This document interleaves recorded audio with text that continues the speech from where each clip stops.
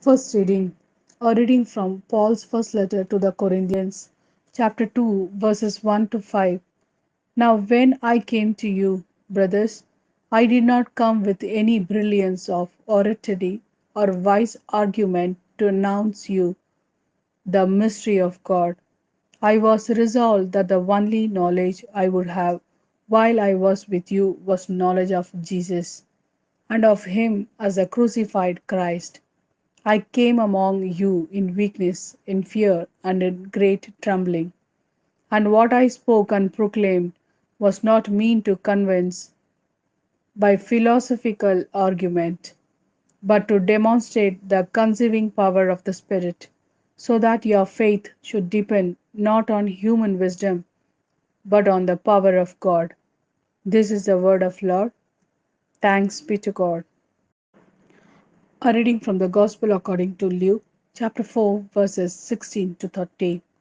He came to Nazareth, where he had been brought up, and went into the synagogues on the Sabbath day, as he usually did. He stood up to read, and they handed him the scroll of the prophet Isaiah.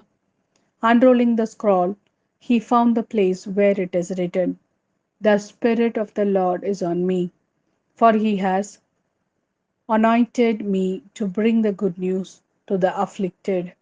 He has sent me to proclaim liberty to captives, sight to the blind, and let the oppressed go free, to proclaim a year of favor from the Lord." He then rolled up the scroll, gave it back to the assistant, and sat down. And all eyes in the synagogues were fixed on him. Then he began to speak to them. This text is being fulfilled today, even while you are listening. And he owned the approval of all, and they were astonished by the gracious words that came from his lips. They said, "This is Joseph's son, surely." But he replied, "No doubt you will quote me the saying, 'Physician, heal yourself and tell me.' We have heard all that happened in Capernaum.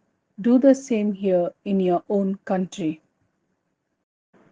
And he went on, "In truth I tell you, no prophet is ever accepted in his own country. There were many widows in Israel, I can assure you, in Elijah's day, when heaven remained shut for 3 years and 6 months, and a great famine raged throughout the land. But Elijah was not sent to any one of these. He was sent to the widow at Zarephath, a town in Sidonia. And in the prophet Elisha's time, there were many suffering from virulent skin disease in Israel, but none of this was cured. Only Naaman the Syrian. When they heard this, everyone in the synagogues was enraged. They sprang off their feet and hustled him out of the town, and they took him up to the brow of the hill their town was built on, intending to throw him off the cliff. But he passed straight through the crowd and walked away.